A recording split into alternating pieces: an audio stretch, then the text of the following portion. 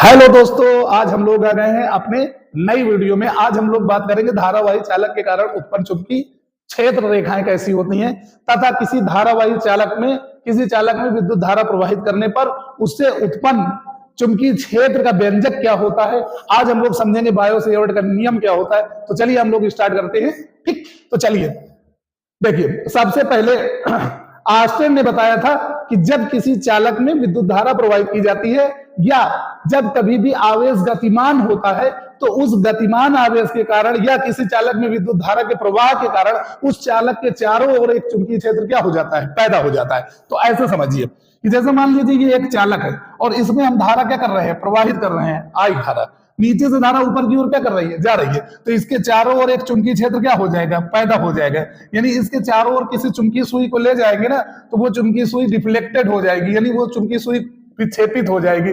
इसका मतलब इस चालक के चारों ओर विद्युत धारा के प्रवाह के कारण एक चुंबकीय क्षेत्र क्या हो गया है, पैदा हो गया है। ठीक है। तो इसको सबसे पहले किसने बताया था, आर्स्टेड नामक वैज्ञानिक ने। किसने बताया था, आर्स्टेड नामक वैज्ञानिक ने। आर्स्टेड ने बताया था कि जब किसी चालक में विद्युत धारा प्रवाहित की जाती है तो उस चालक के चारों ओर यानी उसके समीप एक चुंबकीय क्षेत्र क्या हो जाता है, पैदा हो जाता है। ठीक, फिर इस पर गहन अध्ययन किया किसने, बायो सेवर्ट ने। किसने, बायो सेवर्ट ने। आर्स्टेड ने सिर्फ बताया था कि जब किसी चालक में विद्युत धारा प्रवाहित करते हैं तो उस चालक में विद्युत धारा प्रवाह के कारण उसके चारों ओर एक चुंबकीय क्षेत्र क्या हो जाता है, पैदा हो जाता है। लेकिन आर्स्टेड ये नहीं बता पाया कि कितनी विद्युत धारा प्रवाहित करने से कितना चुंबकीय क्षेत्र पैदा होगा।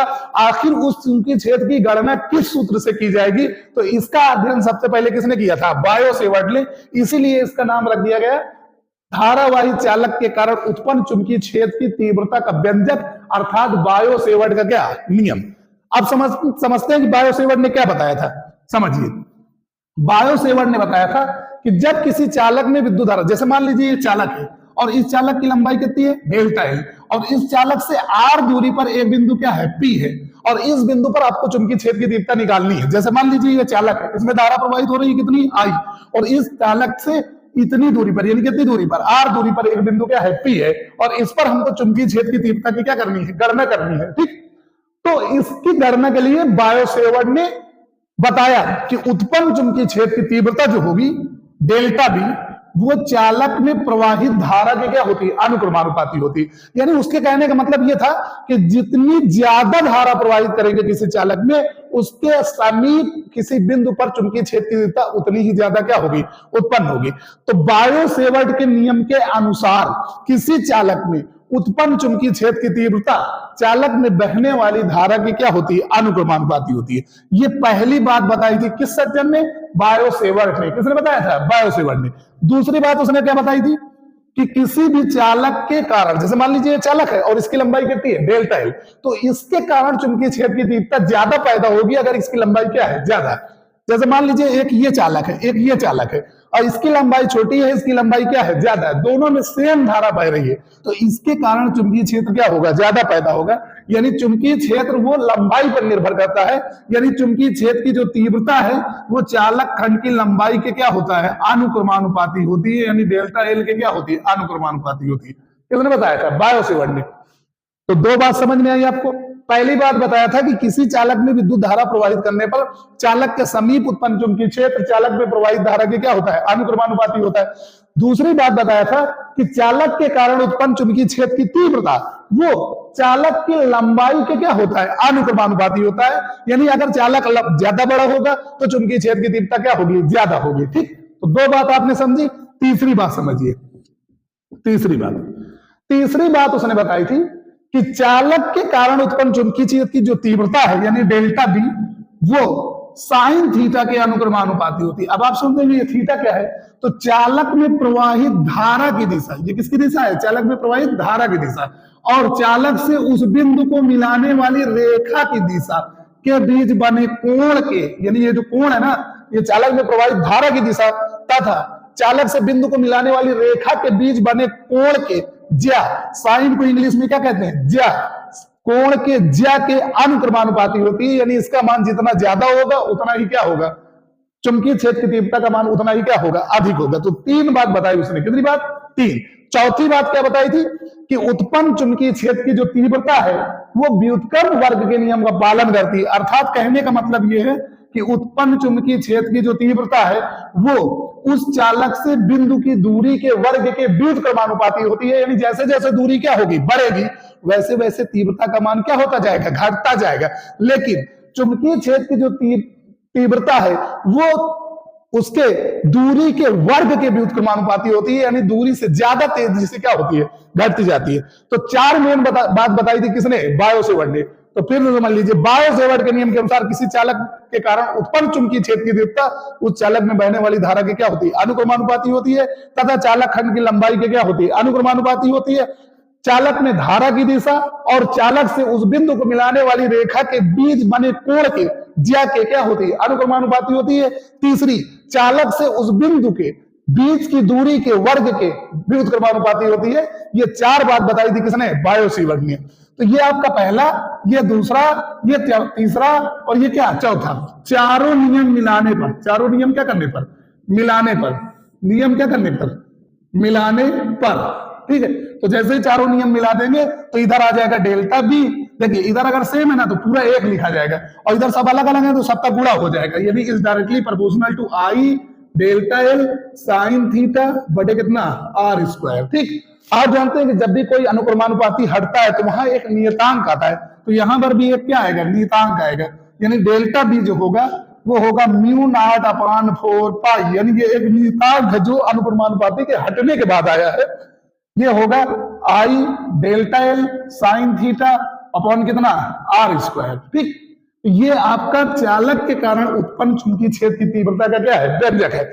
जो बात बायो-सेवर्ट ने बताई कि अगर तुमको धारा पता है, चालक की लंबाई पता है, चालक से उस बिंदु की दूरी पता है, और ये पता है कि चालक के धारा की दिशा और बिंदु को मिलाने वाली रेखा के बीच कितना कोण बन रहा है, तो आप आसानी से इस फार्मूले में रख करके चुंबकीय क्षेत्र की तीव्रता का मान क्या कर सकते हैं, ज्ञात कर सकते हैं। ठीक, जहां ये क्या होता है, जिसे हम लोग बोलते हैं निर्वात की चुंबकशीलता, क्या बोलते हैं, म्यू नॉट बोला जाता है निर्वात की चुंबकशीलता। निर्वात की क्या, चुंबकशीलता।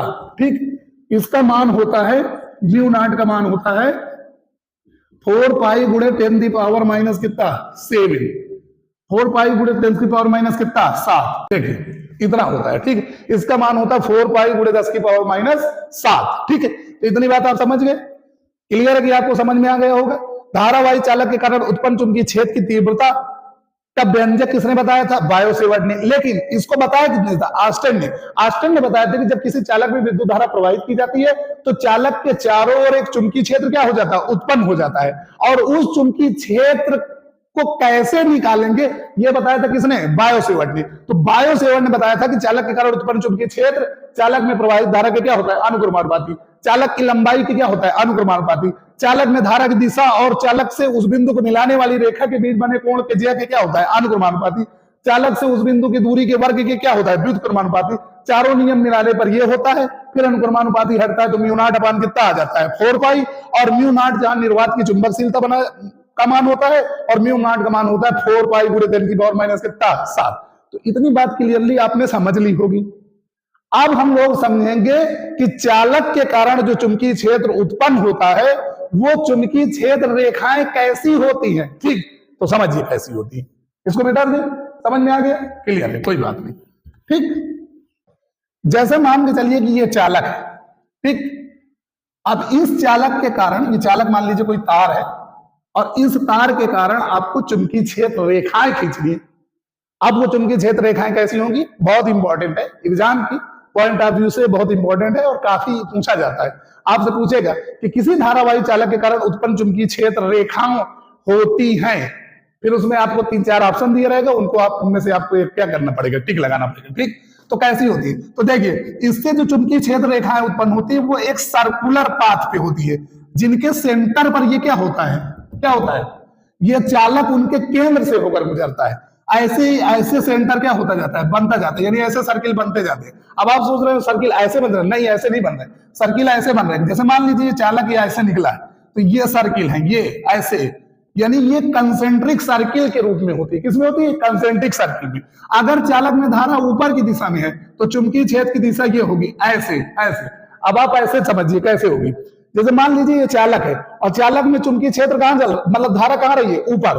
तो ऐसे आप अपना अंगूठा रखेंगे और ऐसे उंगली को क्या करेंगे, फोल्ड करेंगे, तो चुंबकीय क्षेत्र की दिशा ऐसी होगी, ऐसे ऐसे हम फोल्ड कर लेंगे, ठीक। तो ये चुंबकीय क्षेत्र की दिशा होगी। लेकिन अगर धारा नीचे की ओर होती ना, तो हम ऐसे रख करके अपनी उंगली को ऐसे फोल्ड करते, ठीक। तो इधर होती, यानी सर्किल में इधर चुंबकीय क्षेत्र होता है ऐसे, और जब ऊपर की तरफ चलेगा तो ऐसे चुंबकीय क्षेत्र होगा, यानी ऐसे रखकर ऐसे फोल्ड करना है, ठीक। जब नीचे की ओर होगी तो ऐसे फोल्ड करना है, ठीक है।